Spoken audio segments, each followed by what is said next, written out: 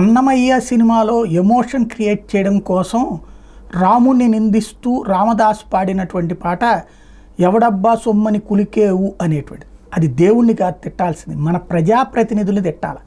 ఎవడబ్బా సొమ్మని వీళ్ళు కులికెత్తున్నారో, దేవుడి సొమ్ముల్ని ఎలా నొక్కేస్తున్నారో, తాత ముత్తాతల నాడు ధర్మం కాపాడబడటం కోసం, ప్రభుత్వాల మీద ఆ భారం పడకుండా ఉండటం కోసం, సమాజంలో తాము బాధ్యత వహించడం కోసం, తమ ఆస్తుల్లో తమ బిడ్డలకి వారసత్వంగా ఇవ్వకుండా దేవుడి గుడికి మాన్యమని, అంటే ఆ పొలాలని కౌలుకిచ్చి దాని మీద వచ్చే డబ్బులతో గుడి నిర్వహించమని, కొంత అర్చక మాన్యమని, అంటే ఆ డబ్బులని కౌలుకిచ్చుకుని ఆ డబ్బులతో అర్చకుడు బ్రతకడం ద్వారా, వాళ్ళ కుటుంబం బ్రతకడం ద్వారా వాళ్ళు పక్కదారి చూపించాల్సిన అవసరం లేకుండా ధర్మం పట్ల కట్టుబడి ఉండాలని, అట్లాగే ధర్మసత్ర మాన్యాలు, అంటే ధర్మసత్రానికి కొంత పొలం ఇచ్చి ఆ పొలంలో వచ్చే డబ్బులతో బాటసారులు లేకపోతే తీర్థయాత్రికులకి అంత అన్నం పెట్టాలని, ఇట్లాగా రకరకాలైనటువంటి దానాలు చేశారు మన తాత ముత్తాతల కాలంలో. ఆ సొమ్ముని ఈనాడు ఉన్నటువంటి ప్రజాప్రతినిధులు ఎవడు అధికారంలో ఉంటే వాడు అప్పనంగా దోచేస్తున్నారనడానికి సాక్ష్యం కొడాలి నాని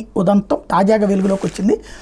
ట్రిబ్యునల్ దగ్గరికి వెళ్ళి దేవాదాయ శాఖ ట్రిబ్యునల్లో వాళ్ళు నొక్కేసినటువంటి వాళ్ళ కుటుంబం తరపున కొడాలి నాని, ఆయన సోదరు నాగేశ్వరరావు, తల్లి వింజారాణిలకి ఎకరన్నర చొప్పున మొత్తం 4.5 ఎకరాలు దక్కినాయి అంట. ఎక్కడంటే తల్లూరి లక్ష్మీ వెంకట, సత్య సురేష్ కుమార్, ఏర్లగడ్డ నాగమణి, దోనేపూడి అరుణ తదితర 5గురికి కూడా ఎకరన్నర చొప్పున 7.5 ఎకరాలు దొరికినాయి.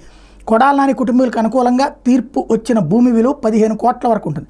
ట్రిబ్యునల్ ఆదేశాల ప్రకారం ఇదేంటంటే కృష్ణా జిల్లా గుడివాడలో 2 ఆలయాలకు చెందిన కోట్ల విలువైన భూమికి సంబంధించి వైకాపా మాజీ మంత్రి కొడాలి శ్రీ వెంకటేశ్వరరావు నాని, ఆయన సోదరుడు తల్లికి అనుకూలంగా దేవాదాయ ట్రిబ్యునల్ ఆదేశాలు ఇస్తే దాని మీద హైకోర్టులో అప్పీల్ చేయకుండా ఆ శాఖ అధికారులు చోద్యం చూశారు.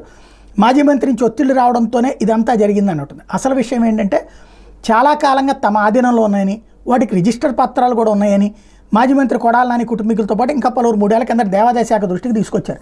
వాటి నిషేధిత జాబితా నుంచి తొలగించేలా నిరభ్యంతర పత్ర ఎన్ఓసీ ఇవ్వాలని కోరారు. దీని మీద అప్పట్లో దేవాదాయ శాఖ, రెవెన్యూ శాఖల అధికారులు పరిశీలన చేశారు. ఒకనొక దశలో ఎన్ఓసీ ఇచ్చేందుకు అనుకూలంగా నివేదిక సిద్ధం చేశారు. దీని మీద పత్రికల్లో కథనాలు రావడంతో అధికారులు వెనక్కి తగ్గారు. చివరికి ఎన్ఓసీ ఇవ్వబోమని, అవి దేవాదాయ శాఖ భూములేనని ఆ శాఖ అధికారులు తేల్చారు. ఎన్ఓసీల ఆర్జీలను తిరస్కరించారు. దీని మీద మాజీ మంత్రి కొడాలి నాని, ఆయన కుటుంబీకులు తదితరులు మొత్తం 31 మంది దేవాదాయ శాఖ ట్రిబ్యునల్ని ఆశ్రయించి ఒరిజినల్ అప్లికేషన్లు ఓఏలు దాఖలు చేశారు. వీటిలో 8 ఓఏలకు సంబంధించి పిటిషనర్లకు అనుకూలంగా ట్రిబ్యునల్ గత ఏడాది జూలై 30న ఆదేశాలు ఇచ్చింది. దీంతో వాస్తవంగా ట్రిబ్యునల్ మీద కోర్టుకి అప్పీల్ చేయాలి. అప్పీల్ చేయకుండా ఆ టైంలో ఆపేశారు. తద్వారా ఇన్ టైంలో అప్పీల్ చేయకపోతే పోతుంది. ఇప్పుడు ఏడాది తర్వాత ఇప్పుడు అప్పీల్ చేసినటువంటి సందర్భం 3 నెలల్లోపు కనుక హైకోర్టులో అప్పీల్ చేయకపోతే అది ఆటోమేటిక్గా వాళ్ళకి చెందుతుంది. అలాంటి ఒక టెక్నికల్గా అతను ప్రయోజనం పొందేటందుకు చూశారు. అసలు ఎవరి భూమి అది, ఎవరు రాసి ఇచ్చారు?